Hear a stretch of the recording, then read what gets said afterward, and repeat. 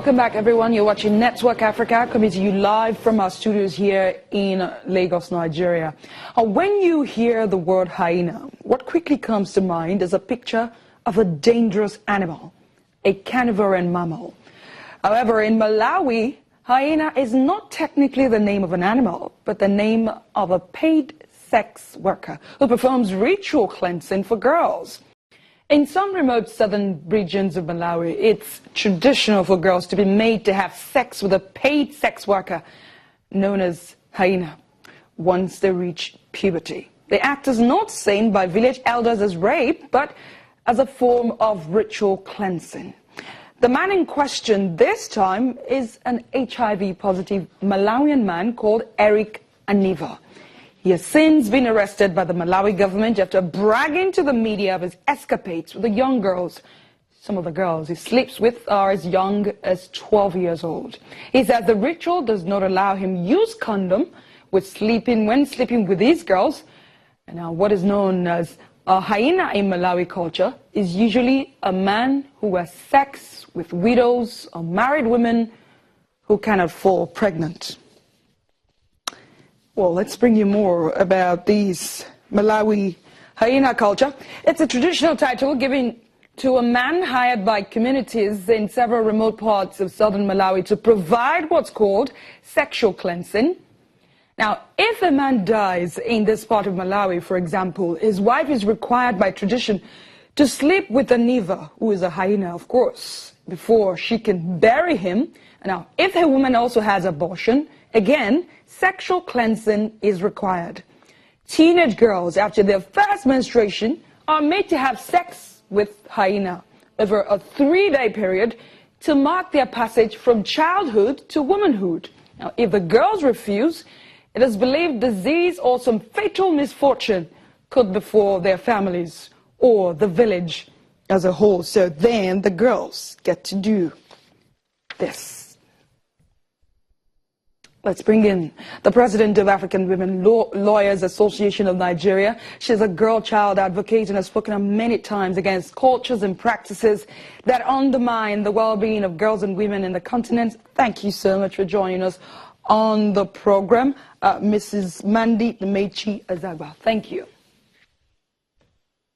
Thank you.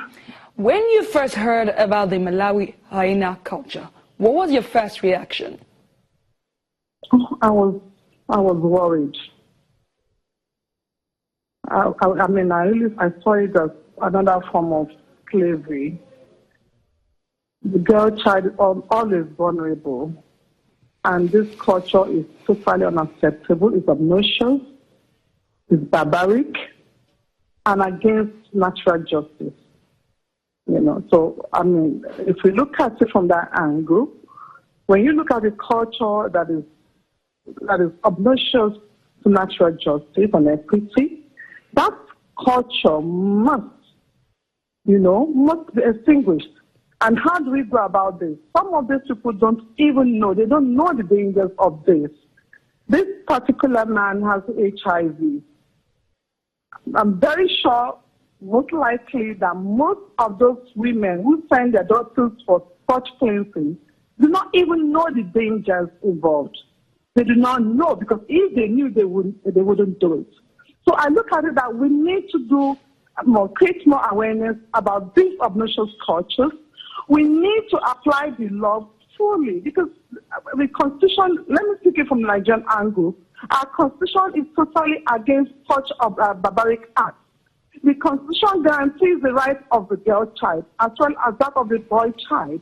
The girl child deserves dignity, human dignity. When you subject a girl to that kind of injustice, you are calling total humiliation of the girl child.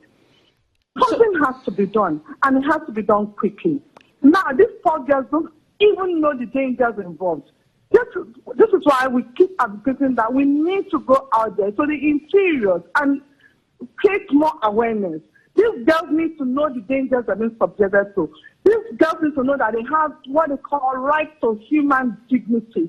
These girls need to know that they cannot be married out at such a tender age, and they should not even be involved in extramarital in premarital sex for any reason because of the dangers involved. Let me come in here Malawi, quickly. Hello? The story, some of the facts about this issue is that the parents actually pay this man to carry out this cleansing. What do you have to say about that?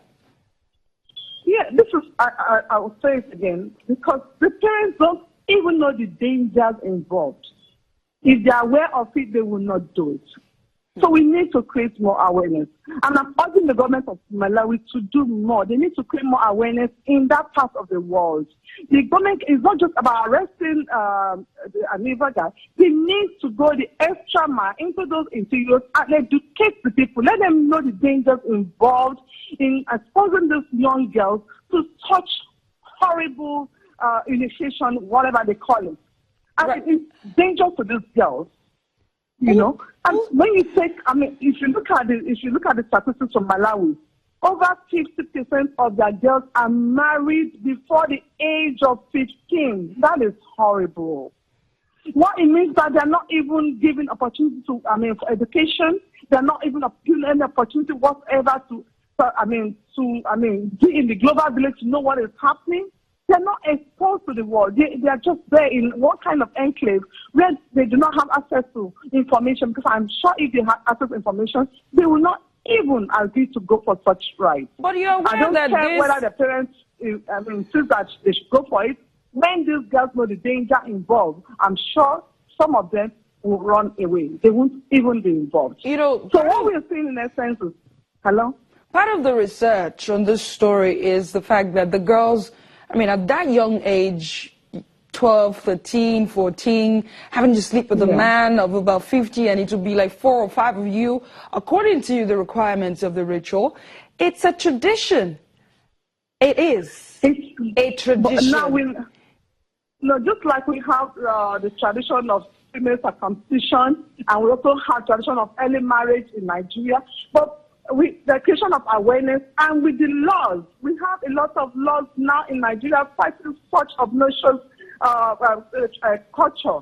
Now, in Nigeria, if you rape an underage girl below the age of 18, it's not a case of whether she consented or not.